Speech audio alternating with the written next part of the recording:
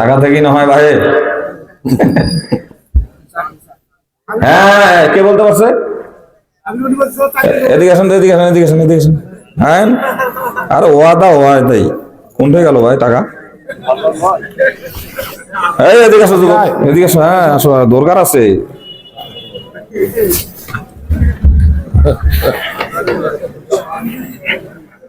চাকরি করতে পারবে না স্বামীর অনুমতি ছাড়া, ঠিক না?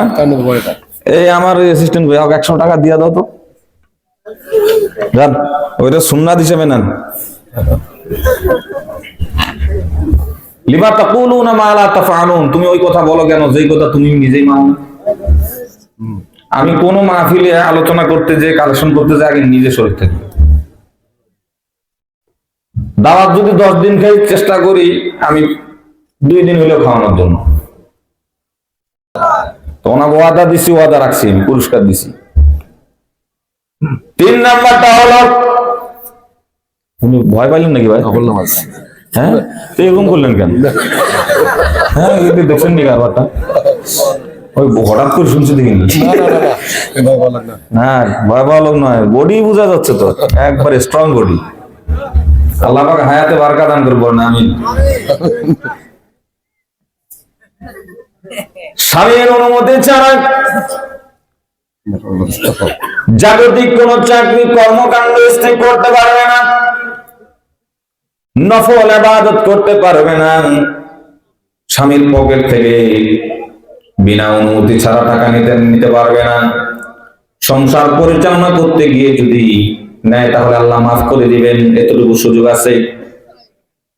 4 নাম্বারটা হলো, যেই ভুলের কারণে স্ত্রীরা জাহান্নামে চলে যাবে, জান্নাতে যেতে পারবে না। আল্লাহর নবী বলেন, কোন স্ত্রী যদি স্বামী দিয়া সন্তুষ্ট না থাকে তাহলে ওই স্ত্রী আল্লাহর জান্নাতে যেতে পারবে না।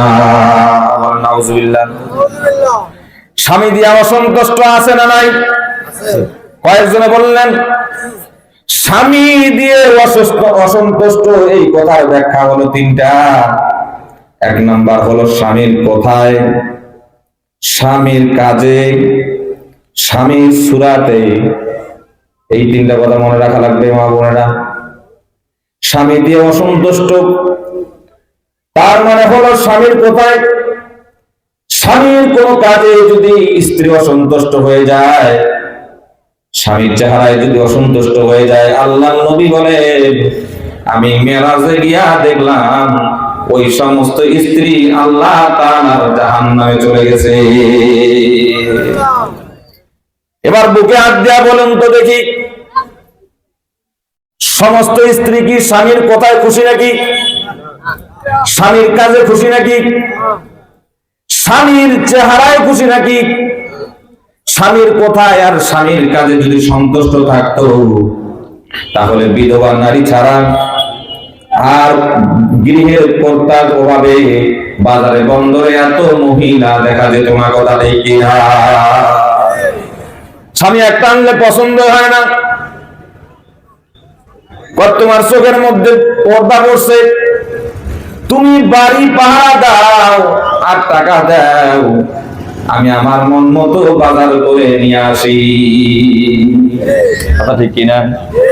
আপনি ঈদের সময় দেখবেন, রমজান মাসে দেখবেন বাজারে গেলে মানে মহিলার ছোটে পুরুষে আর থাকা যায় না। কথা বলেন, শহরে আরো বেশি। আমার নরসিংদীতে একটা ছোট্ট চুক্তি করে দিই, ময়মনসিংহের এক হুজুর আমার পাশেই ইমামতি করতো, তা উনি নরসিংদী শহর চিনে না। আমাকে বলতেছে, হুজুর 27 রমজান তারাবি তো শেষ করছি, আপনার ভাবি বলছে কিছু বাজার করে দিতেন, কাপড় চোপড় কিনতাম। নরসিংদী হচ্ছে ক্যাপিটাল কমার্শিয়াল এলাকা, হ্যাঁ, কাপড় চোপড়ের এলাকা, বস্ত্রের এলাকা, খুব ভালো ভালো কাপড় পাওয়া যায় এবং তামাম বাংলাদেশ থেকে বিজনেস হয় ওখানে। তা আমি ওনাকে নিয়ে বাজারে গেলাম, যাওয়ার পরে এখন দেখতেছি কোন দিক দিয়ে যে ঢুকবো মাথায় এটাই ঢুকাইতে পারি। এই যে সিরিয়ালে পড়ছি, কাপড়ের দোকানদার খালি মহিলাদের সার্ভিস দেয়, হুজুর মুজুর সব শিক্ষা ফেলাইছে। হঠাৎ একজন মোটা মহিলা এসে বলে, হুজুর সরেন। এই কনি দিয়ে যখন বলছে, হুজুরের এখানে লাগে 3 উল্টান দিয়ে বসে নিছে। আমি বললাম, এটা কি করলেন? সরেন, মুখ দিয়ে কনজনে কনি দিয়ে মারছেন। আপনাদের বাজারে আসতে বলছে কে? এরকম দারগার মহিলা আছে না? তাহলে আমরা বাজারে আসতাম না তো কই যেতাম? দেখেন না চতুর্দিক দিয়ে নারীর দখলে বাজার। পরে আমি সর্বনাশ, এই মহিলার সাথে তো কথা বলা যাবে না।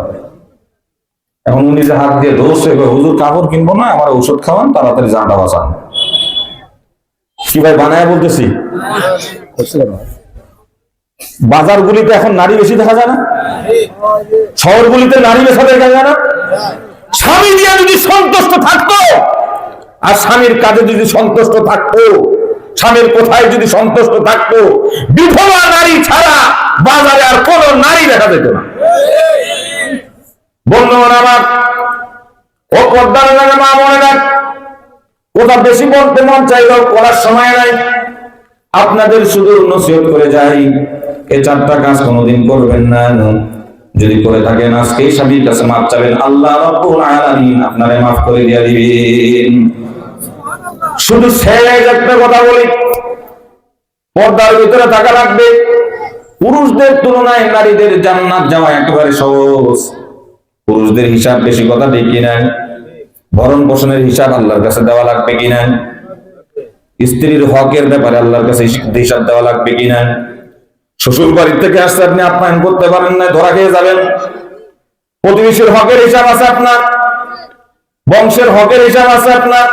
কিন্তু একজন নারী, আল্লাহ তাআলা তার জন্য জান্নাত একেবারে সহজ করে দিয়েছেন। আল্লাহ রাব্বুল আলামিন বলেন, ওয়াকারনা ফি বুয়ুতিকুন্না ওয়ালা তাবাররাজনা তাবাররুজাল জাহিলিয়াতিল উলা।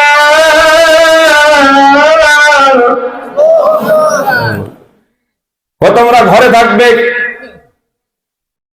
সুন্দর প্রদর্শনীমূলক ভাবে জাহিলি যুগের মতো সাজসজ্জা করে তোমরা ঘরের বাইরে থেকে বাইরে হবে না, পর্দা করবে। নারীর জন্য নামাজ যেমনি ভাবে ফরজ, পর্দাও তেমনি ভাবে ফরজ, ফরজাইন। তৎকালীন মুরব্বী নারীরা ছোটবেলায় দেখেছি, আমার মা চাচিরা জানতো কম মানতো বেশি। কথা বলে ভাসুরের সামনে গেলেও মাথার ঘোমটাটা ফেলাই দিত। তারপরে কোন পথিকের সামনে পড়ে গেলে মাথার ঘোমটাটা ফেলাই দিত। তৎকালীন সময়ের নারীরা এত পর্দা করত, বোরকা পরলে গলা ঢিলা পড়তো, নিজেকে আবৃত করে রাখতো। হযরত ফাতেমা রাদিয়াল্লাহু তাআলা আনহা মনটাকে একটু নরম করে দেন। আশ্চর্য একটা ঘটনা বলি, ফাতেমা রাদিয়াল্লাহু তাআলা আনহা সাইয়্যিদাতু নিসাই আহলিল জান্নাহ, জান্নাতের যিনি সর্দারনী হবেন। আল্লাহ নবীর কাছে প্রশ্ন করা হয়েছে, ইয়া রাসূলুল্লাহ, ফাতেমা রাদিয়াল্লাহু তাআলা আনহা জান্নাতের সর্দারনী হওয়ার আমল কি বলেন তো দেখি। কয় 2টা বড় আমল, একটা হচ্ছে স্বামীর অনুমতি ছাড়া ঘর থেকে বাইরে হইতো না, আর দ্বিতীয়টা হলো 7 জিন্দেগির মধ্যে পর্দা ছাড়া চলতো না। আমি ওনার জীবনী পড়ে চোখ দিয়ে পানি দরদর করে পড়তে থাকলো।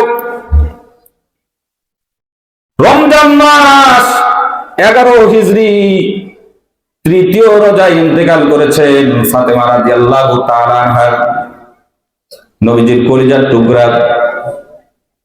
যেই দিন ইন্তেকাল করবেন তার আগের দিন রাত্রে বেলায় স্বপ্নে, শেষ রাতের বেলায় স্বপ্নে বিশ্ব নবী ঘরের মধ্যে এসে গেছে।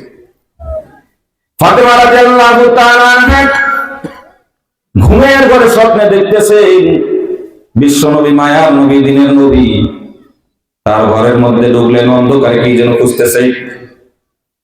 নবীজিকে ফাতেমা দেখে বললেন, ও আল্লাহর নবী, আব্বা জান আপনি কি খুঁজেন?